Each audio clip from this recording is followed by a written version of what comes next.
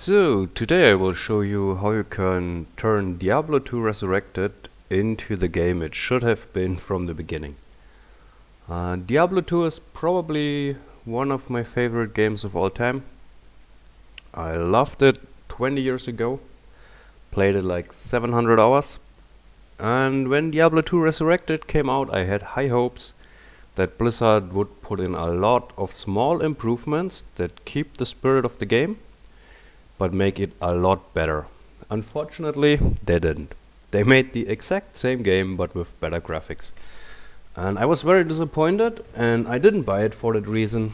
And then there was a Christmas sale like 1 month ago, and I bought it for 13 euros, and I played it a bit till Act 4 Hardcore Hell. And overall, I was pretty disappointed with the game. I had some fun, but it lacks so many things, and it just didn't age well. Like, Path of Exile, in my opinion, is like 100 times better than vanilla Diablo 2 Resurrected. But I searched on the internet if there's a modding community that makes the game better. And boy, did I find the right things. The modding community turns this game, unfortunately only for single player, doesn't work on Battle.net, but works offline, into exactly the game that I would have liked from the beginning. Like, with all these mods you see here, I have like 10 mods installed. The game is exactly what I hoped Blizzard would do. So, in my opinion, playing offline with these mods makes the game almost perfect. I would say with these mods, it's only slightly behind Path of Exile for me. It's almost close. Like, it's almost the same quality. And I don't know why Blizzard didn't do it, because modders could do it without problems, but Blizzard didn't. So let's go over the mods. The first big one is melee area damage. This is something that Blizzard needed to do so badly, because the balance between melee and ranged in this game is the worst of any action RPG out there. It's horrible. Like, ranged and spell-based chars are just 100 times better than melee chars. It's ridiculously unbalanced. And this mod fixes it. And you have several options. What I did is a radius of 4. If you have melee splash, you need to make a unique charm, getting into that later. So if I hit a melee splash, a radius of 4 yards around the target will also be hit for 60% of the total damage I dealt to the single target. And this additional 60 damage is basically a invisible nova explosion. So this would get added onto your single target. So you do the hit, and then you do the invisible nova explosion from additional 60%. So it gets reduced by 70%, so that you don't do too much single target. And then important, the unique charm option. And you have to create a unique charm. You need a little bit of JavaScript knowledge for that, or you can just generate it from this, but I would advise it to do it yourself on JavaScript. It's not that difficult, you just need like Notepad, and then you search for the charm of melee area damage, which is here. You can't look at the lines because I edited some other stuff, so it's not the same lines. And now we need the chance. It's all well documented to hit, and I put it at 40. So in my opinion, I don't want to get splash on every hit, but like on 4 out of 10 hits, on average, I get splash damage. And then you have to do something about the damage reduction.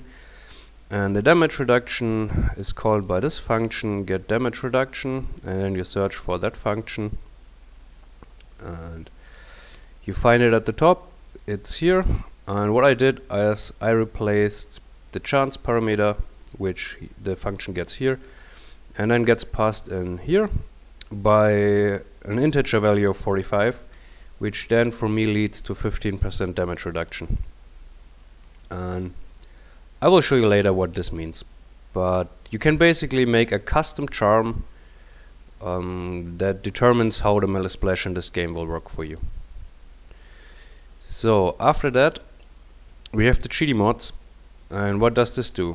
I'm not concerned about this, didn't even look at it, but it gives us 50% more experience, which in my opinion is just nice to have.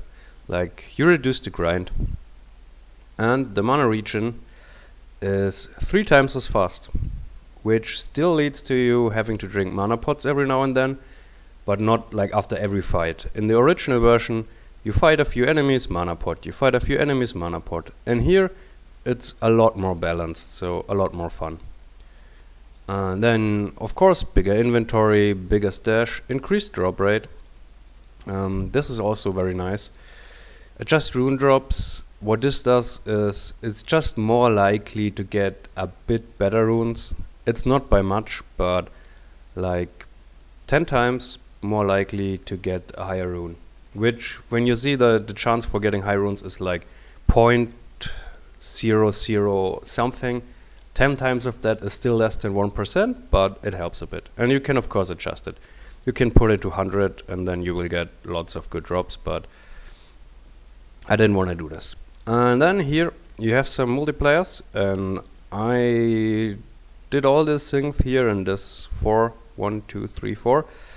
So that I have a base magic find of plus 300% in the game.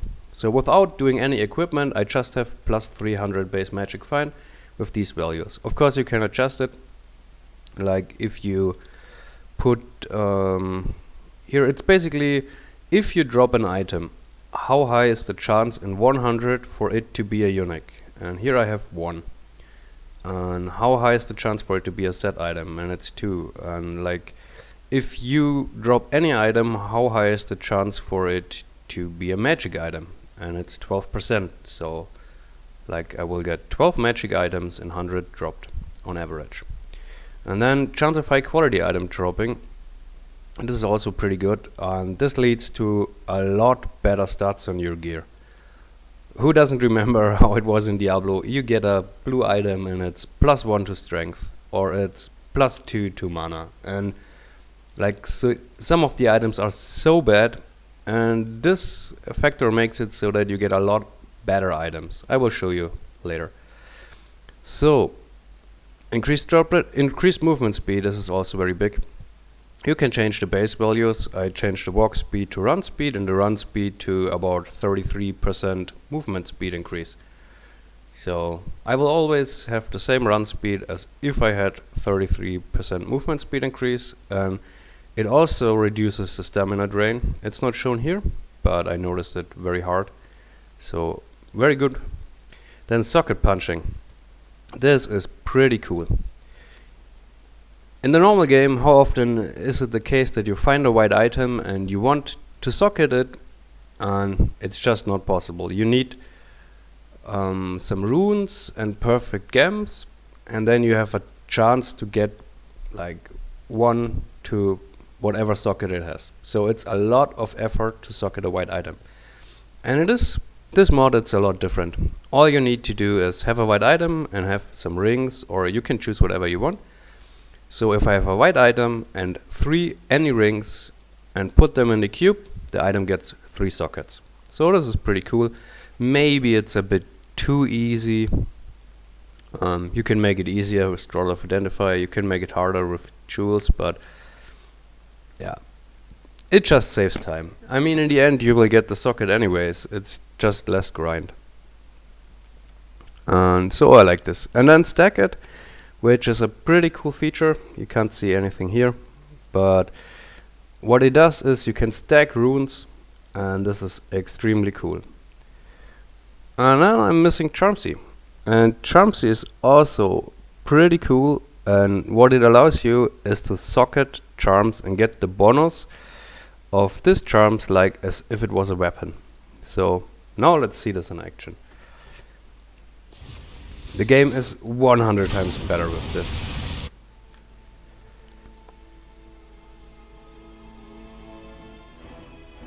So for testing, I made an assassin char, and now I can show you some of the features. First is a lot bigger inventory. And you notice it looks strange at first, but you get used to it very fast. And here you can see what the item weighting towards better item does. This ring was dropped with the mod on, and this ring was dropped with the mod off. And you can see the difference. Like, this is a pretty nice ring for level 3. And this is complete crap. And the mod that does better drops, just yeah, look at the jewel. This was also dropped with the mod. It just increases the chance to get more and better affixes and prefixes on your gear. So overall stuff will be a lot better. Then of course we have a lot more space, and we have our custom-made melee charm that we created. So as I said, 40% chance, and with the input and the damage reduction modifier I get minus 15% minimum and max damage to balance it out a bit. Then the next thing is, look at all this stash, bigger and more. So really cool. And you see socketed gems, 2 of 30. And what you do, if you want to use them, is just split them in the cube. And if you want to socket them again, that's it. You can't use socketed gems for anything, but you can put them in the cube and then turn them into a normal. And I don't know if you can turn it back. Yeah, no problem. So this is like pretty nice feature. Wow, no more space problems, so nice. Then socketed gems. I don't know if this works, but it should. This is for melee chars. Melee chars lack power in hell. And to counterbalance this, you can now socket some of the charms. And what you do is, you take any charm, put it in here. Oops, didn't work. Put it in here. And then you take any jewel, put it in here, transmute, you get a socket. And now you should be able to do this stuff into your charms, and now you should get 1 to 8 bonus damage on your melee attacks. Let's try this. Yeah, it works. Like, doesn't work on ranged or spell or special attacks, but you can see the normal Fist of Thunder does more damage now. And this helps a lot to balance out melee chars, because they need damage. And spellcasters have so much damage, and melee just suck at it. And now you have a big inventory. Now imagine this whole line here being clustered with charms that have perfect gems in it. Like, you can get 100, 200 extra fire damage and stuff. That's really, really cool. Maybe I should also be able to get some life leech here.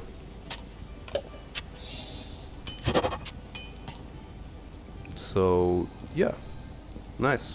This was just for showing. So you can get really good stuff here, and it's pretty cool. And yeah, that's about the most thing. The walking speed, you can see, really nice. We have no movement speed or anything on the shoes. You can just walk faster. And also our stamina does not drain fast. Like, we are low level, but we're running, and it's pretty nice pace.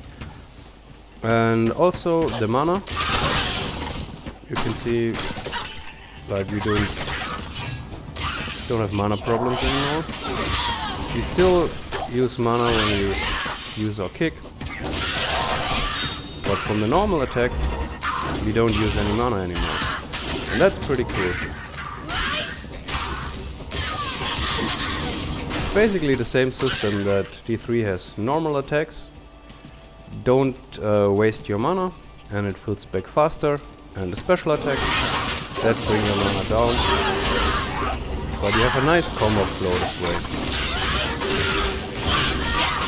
And you can also see the melee splash. Like, if they're close, let's see, I'm gonna hit this one, and the one behind also got damaged, so pretty cool. It's actually a pretty small radius. It's like, let's say from here to here. It's like this radius. Yeah, you could see.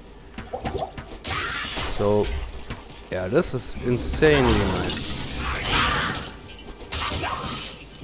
Also, we're getting more XP, and I would say overall, this is really the game I would have loved to play online. It's just so much better in every way.